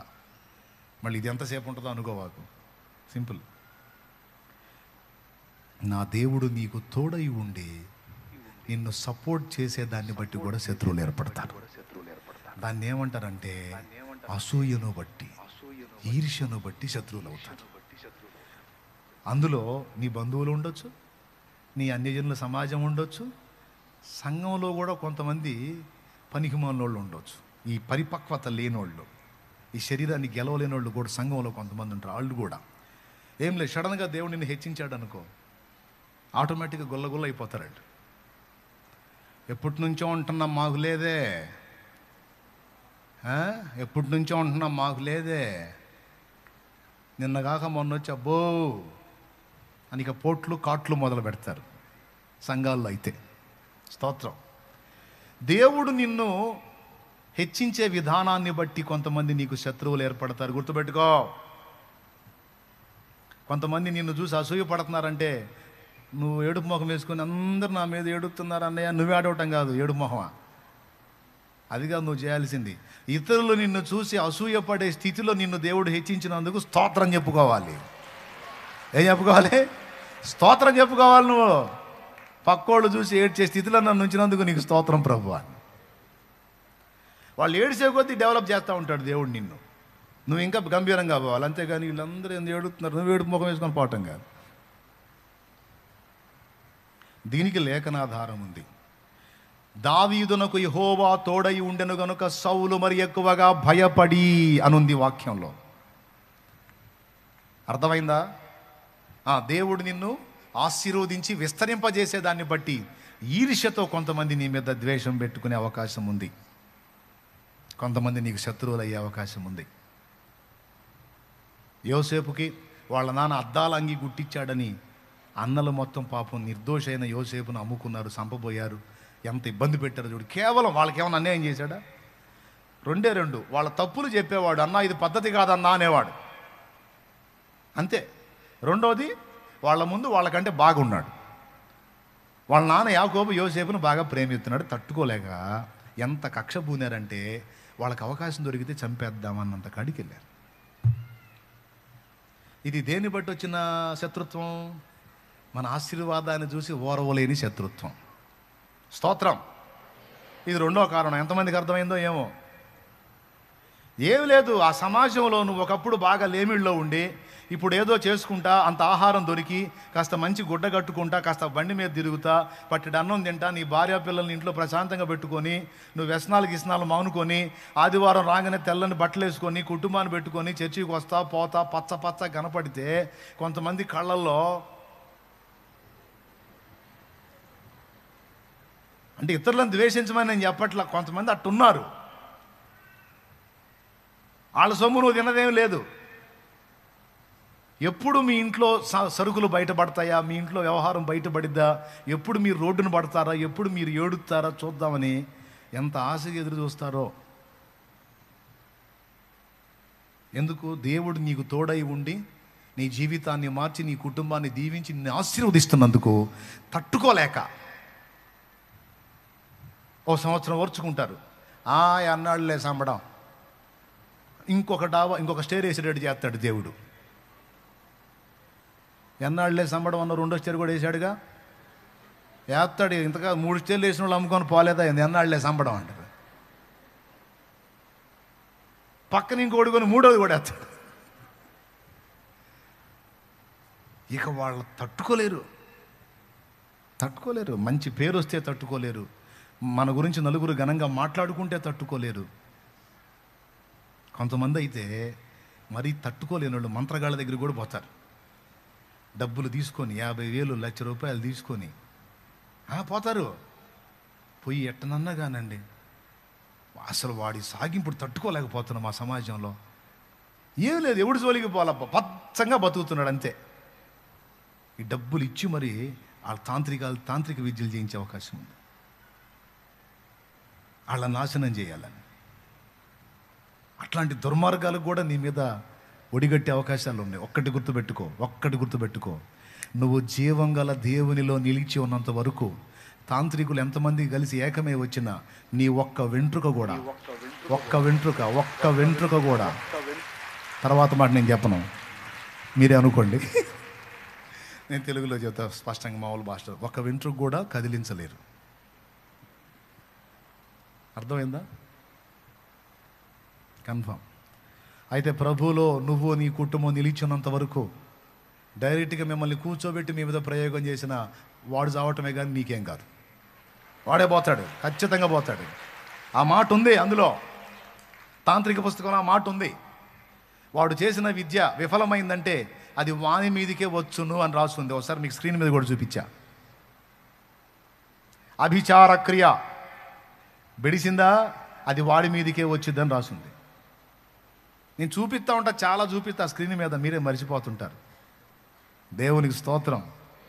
చెప్పండి గట్టిగా. నువ్వు దేవుల్లో నిలిచి ఉన్నంత వరకు, యేసు రక్తం కింద నువ్వు ఉన్నంత వరకు, నేను చెబుతున్నా, వాడు ఎంత పెద్ద పనోడైనా, ఎంత పెద్ద మాంత్రికుడైనా, ఎంత పెద్ద తోపైనా, అదిగో చూడు అక్కడ, అభిచారము విఫలమైన యజమానికి హాని కలుగును, రాక్షస బాధ హెచ్చును. చాలు, కనపడిందా? మళ్ళీ చూస్తారా?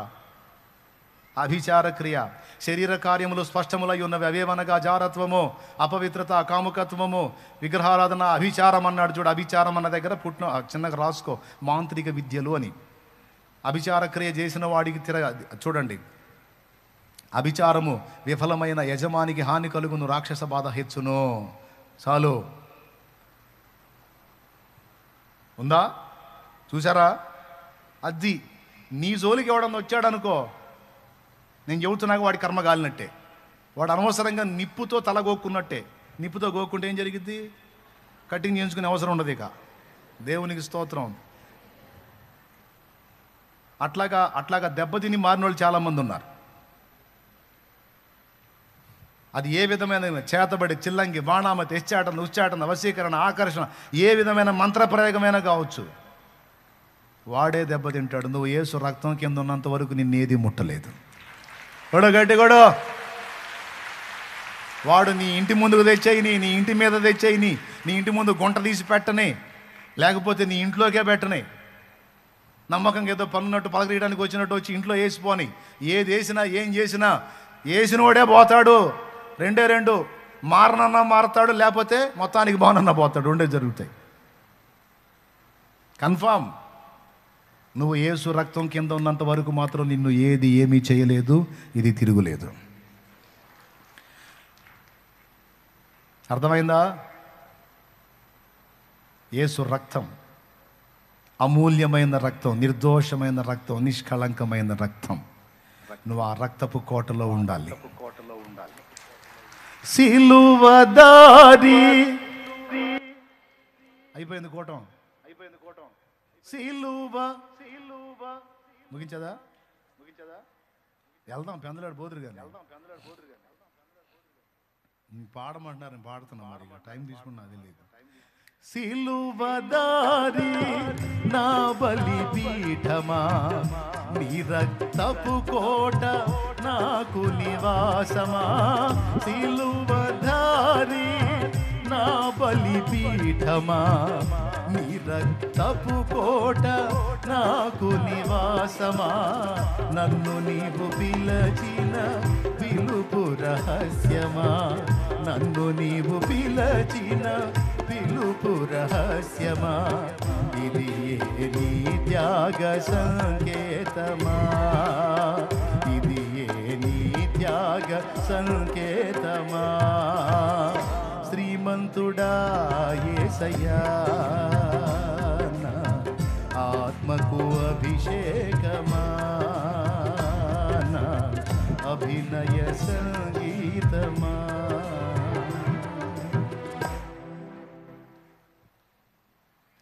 మొదటి కారణం, సత్యమును బట్టి నీకు శత్రువు అవుతుంది. రెండవ కారణం, దేవుడు నిన్ను ఆశీర్వదించుటను బట్టి నీకు శత్రువులు ఏర్పడతారు. ఎంతకు పోతారంటే, అవకాశం ఉంటే తాంత్రికుల దగ్గరికి కూడా పోయి నిన్ను డ్యామేజ్ చేయడానికి ట్రై చేసేంత కక్ష. అది బంధువుల్లో కావచ్చు, ఇతరుల్లో కావచ్చు. అమ్మో, కొంతమంది అసలు నాకు తెలుసు, ఎందుకంటే పడ్డాం బాధలో, అందుకు చెబుతున్నాను నేను. మరీ దరిద్రం ఏంటంటే, వాడు నా దగ్గరికి పంపించాడు లైవ్లో 2010లో. వాడు వచ్చి డైరెక్ట్గా నా బట్టలు అడుగుతున్నాడు. మీరు నమ్మండి నమ్మప్పుడు నిజం. నేనేమనుకున్నా, 60 సంవత్సరాల వయసోడు, వాడు మాంత్రికుడు, నాకేం తెలుసు. నాదెందుకు పాత అడుగుతున్నావు, మా నాన్న పంచా చొక్కా కొత్తవి ఉన్నాయి, ఇస్తాను ఉండు పెద్ద ఆయన, టీ తాగు కూర్చో అంటున్నా. కదయ్యా నీది అయ్యా, ఏదైనా ఒకటి నీది అయ్యా అంటున్నాడు. వాడు చూడు నాకు చెయ్యాలని. వాడి పిచ్చి ఎట్టుందో చూడు. సచ్చాడు, లేడు ఇప్పుడు, పోయాడు. దేవునికి స్తోత్రం. డైరెక్ట్ నడుతున్నాడు వాడు. నేనేం చేశాను, ఈ పిచ్చోడు కమ్మగా అన్నా, పాత అడుగుతాడు. పాత ఇయ్యమంటున్నాడు, నీ పాత ఇయ్యి అంటున్నాడు. కూర్చో, కాసేపు ఆగితే కూటం అయిపోయింది. నా బాధ ఏంది, ఈ సెమీ క్రిస్మస్ ప్రోగ్రాం అది, సువార్త వింటే మారుతాడని నా బాధ. ఎవడొచ్చినా పోనీనుగా, ఒక ఆత్మ, స్తోత్రం. కూర్చొని కొత్త ఇస్తా కూర్చొని కూర్చోబెట్టా. కూర్చున్నాడు, టీ తాగాడు, లేచి వెళ్ళాడు. కూటం జరుగుతుంది. పాట ఏం పాట పాడుతున్నావు అనుకున్నా, ఎంతో సుందరుడమ్మ తాను, ఆ, ఆ,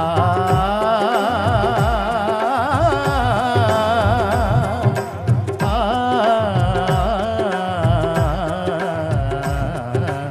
ఎంతో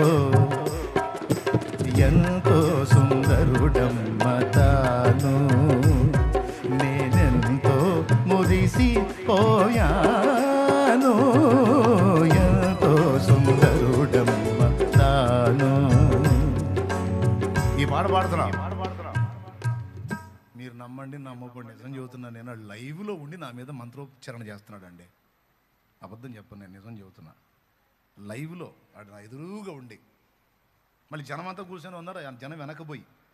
వాడు ఆశ ఏం తెలుసా, లైవ్లో వాడి శక్తులు ఉపయోగించి నన్ను ఆపాలని. వాడాపేదేంది, వాడి బొంద ఎట్లా కుదిరిద్ది? శక్తులన్నిటి మీద అధికారం కలిగిన వాడిని మయంపరుస్తున్నా నేను. ఆయన ముందు ఏం నిలిచిద్ది? వాడి కర్మగాలి ఎప్పుడు రానంత ఉద్యోగం అవుతుంది ఆ పాట. ఆ రోజు అసలు అచ్చంగా వర్షిపే జరిగింది ఆ పాట మీద. మేలిమి బంగారు స్థలమందు నిలిపిన, మేలిమి బంగారు స్థలమందు నిలిపిన, చలువరాతిని బోలు బలమైన పాదాలు,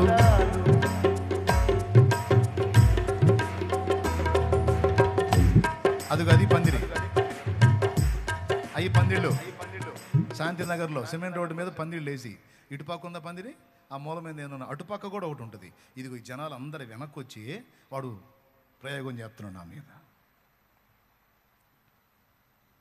అక్కడ స్టేజ్ మీద ఉండి నేను పాడుతున్నా, నాతో పాటు ఇంకో దైవజనుడు, ఇద్దరం.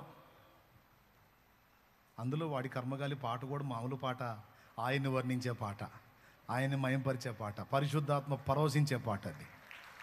మేలిమి బంగారు స్థలమందు నిలిపిన, మేలిమి బంగారు స్థలమందు నిలిపిన, చలువరాతిని బోలు బలమైన పాదాలు, ఆలెబానోను సమరూప వైఖరి,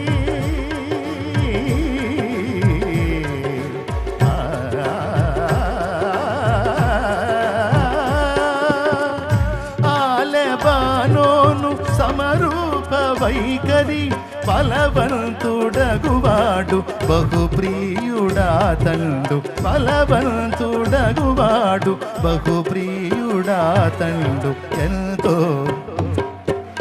ఎంతో సుందరుడమ్మ తాను, నేనెంతో మురిసిపోయాను, ఎంతో సుందరుడమ్మ తాను.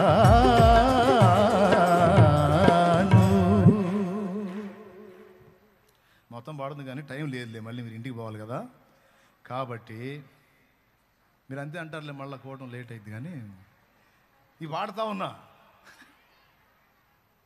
వాడేమో వాడి పని వాడు చేస్తున్నాడు. చేసి చేసి చేసి సాలిపోయింది. వాడు చేసినంతసేపు నేను పాడుతూనే ఉన్నా. నిజంగా పరిశుద్ధాత్మ దేవుడు నాకు చూపించాడు, వాడిని చూపించాడు. పాడతా నేనేమనుకుంటున్నాను తెలుసా, వాడు బట్టలు అడిగాడు, నేను ఈలేదు కాబట్టి నన్ను తిడతనాడేమో అనుకుంటున్నా.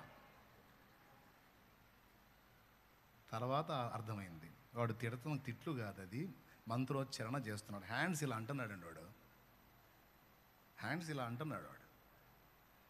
వాడి శక్తులను ఉసిగొలుపుతున్నాడు. ఆ శక్తులన్నిటిని మించిన దైవశక్తి చుట్టూ అక్కడ అగ్ని ప్రాకారమై ఉంది. అదే అట్లా కుదిరితే అట్లా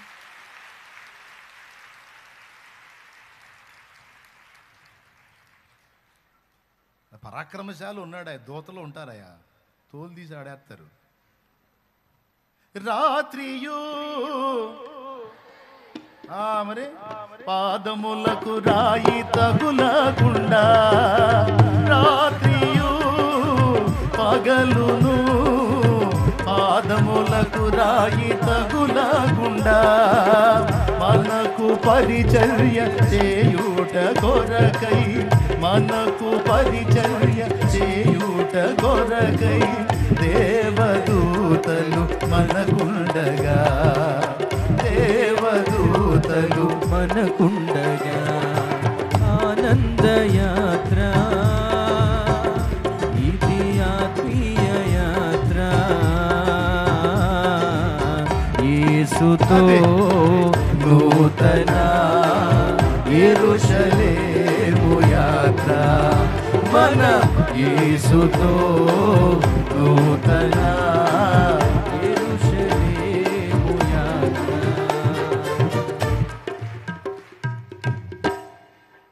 దేవునికి మహిమ. అసలు ఈ రకంగా పాడుకుంటే అసలు ఇక ఆకలి అయిద్దా, ఇంటికి బాబుద్ది అయిద్దా? ఏం చేద్దాం, ఇక కూటం అయిపోయాయి, ఇక చిన్నగా పొలం అనుకుంటా బాగుంది. ఆనందం ఆనందం యేసుని చూచే క్షణం ఆసన్నం, ఆత్మానంద భరితులమై ఆగమన కాంక్షతో సాగెదం. ఓకేనా? దేవుడు నిన్ను ఆశీర్వదించుటను బట్టి కొంతమంది కుళ్ళుకొని ఏడుచుకొని ఏదో చేయాలని, నీకేదో నష్టాలు కల్పించి సునకానందం పొందుతారు. నిన్నేదో నలుగురిలో ఆరడిపరచాలని ఆనందం పొందుతారు. అవి ఏం పట్టించుకోవద్దు. నీకు నష్టం కలిగించినా, నీకేమైనా ఇబ్బంది కలిగించినా, వాళ్ళకి నీ మీద చెప్పి నువ్వు పనిచేసే దగ్గర, నీ ఉద్యోగం దగ్గర, నీ ఇంటి దగ్గర నిన్ను ఇబ్బంది పెట్టినా అవన్నీ నీకు ప్లస్గా మారుతాయి. అవన్నీ నీకే ఫేవర్గా మారుతాయి. ఖచ్చితంగా నా దేవుడు మారుస్తాడు. ఎందుకంటే ఆయన నీకు తోడై ఉన్నాడు. నువ్వు ఒక్కడే చూసుకోవాలి, ఆయన రెక్కల కింద ఉన్నావాలే చూసుకో, అంతే. 2 వానొస్తుంది. 3 ఇప్పుడు మీరు పోవాలన్నా పోలేరు, వానొస్తుంది.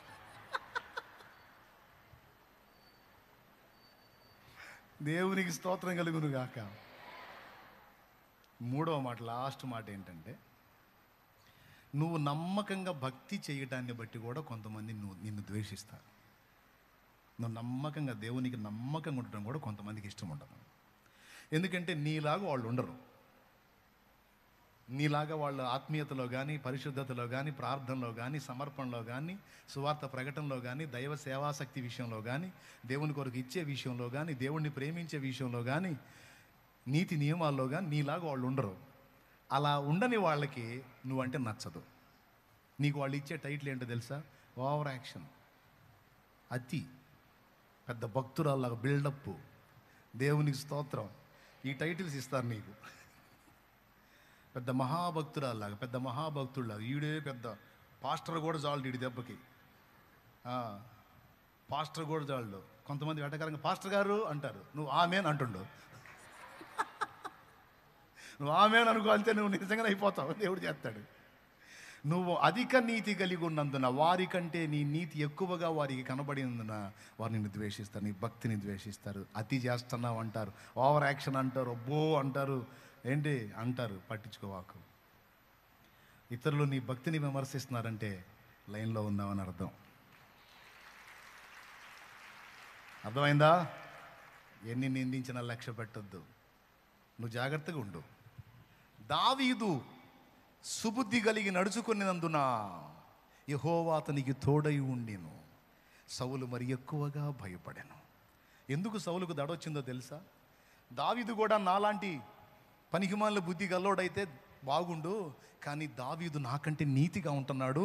ఎవరు నీతిగా ఉంటారు, ఎవరు పవిత్రంగా ఉంటారు, ఎవరు పద్ధతిగా ఉంటారు, ఎవరు వినయంగా ఉంటారో, దీనంగా ఉంటారో, ఎవరు తగ్గించుకొని ఉంటారో, దేవుడు వాళ్ళకు తోడై ఉంటాడు. నాలాంటి దరిద్రులకు తోడై ఉండడు, దావీదు ఖచ్చితంగా తోడై ఉంటాడు అని మరి ఎక్కువగా ద్వేషించాడట. భయపడ్డాడు, ద్వేషించాడు. ఎందుకు? దావీదు నీతి, దావీదు భక్తి, దావీదు వినయం, దావీదు తగ్గింపు మైండ్ పోతుంది సౌలుకి. మనలో ఆ క్వాలిటీ కనపడ్డప్పుడు కొంతమందికి నచ్చదు. మనలో ఉన్న భక్తి తీవ్రతను బట్టి దేవుణ్ణి మనం ప్రేమించే ఆ తీరు కొంతమందికి జీర్ణం కాక వాళ్ళని ద్వేషిస్తారు. అట్లా కూడా శత్రువులు అవుతారు.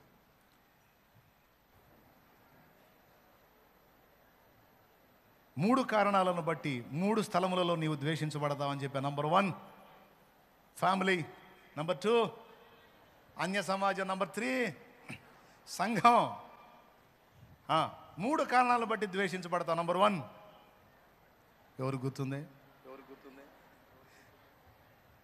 సత్యమును బట్టి నువ్వు ద్వేషించబడతావు. సత్యములో నువ్వు నిలిచినందుకు ద్వేషించబడతావు. అసత్యాన్ని ప్రేమించే వాళ్ళు నిన్ను ద్వేషిస్తారు. రెండవది, దేవుడు నీకు తోడై ఉండి నిన్ను ఆశీర్వదించుటను బట్టి నువ్వు ద్వేషించబడతావు. మూడవది, నీవు దేవుని ఎదుట సుబుద్ధి కలిగి మంచి భక్తిని, దేవుని ఎడల ప్రేమని, ఆసక్తిని కలిగి ఉన్నందున కొంతమందికి నచ్చదు, అందుకు నిన్ను ద్వేషిస్తారు. ఈ 3 కారణాలను బట్టి నిన్ను ద్వేషించే వాళ్ళు ఉంటారు. వారి ద్వేషాలను లక్ష్య పెట్టొద్దు, ద్వేషపు మాటల్ని లక్ష్య పెట్టొద్దు. ఒకవేళ నా మీద ఎవరైనా నెగిటివ్గా, ద్వేషంగా వీడియోలు పెట్టినా, కామెంట్లు చేసినా, దూషించినా, డైరెక్ట్గా మీ ముందే అన్నా మీరు లక్ష్య పెట్టొద్దు. కారణం, సత్యం నేను చేత పట్టుకొని ఉన్నాను. అబద్ధాన్ని పట్టుకున్న వాళ్ళందరికీ మంట పుట్టేది ఖాయం. అర్థమైందా? తేజ మిరగాయలు ఉంటాయి, తేజ మిరగాయల కారం ఎప్పుడైనా తిన్నారా? ఎట్లుంటుంది? నా క్షణానికి అంటిద్ది కదా, అట్లా ఉంటుంది కొంతమందికి నేనంటే. తేజ మిరగాయల మంట అన్నమాట. కాబట్టి మీకైనా నాకైనా సత్యం విషయంలో, ప్రభు మనకు తోడై ఉన్న దాని విషయంలో, క్రమమైన భక్తి మనం చేసే విషయంలో మనం కొందరి చేత తృణీకరించబడతాం, ద్వేషించబడతాం. లక్ష్య పెట్టద్దు. దేవుడు మనకు తోడై ఉన్నాడు. ఎవరు తోడై ఉన్నారు? మనం జాగ్రత్తగా చూసుకోవాలని ఒక్కటే, ఆయన రెక్కల కింద నుంచి పక్కకు పోకూడదు. అర్థమైందా? ఆయన రెక్కల కింద ఉన్నంత వరకు సురక్షితంగా ఉంటాం. Amen, amen. రైట్.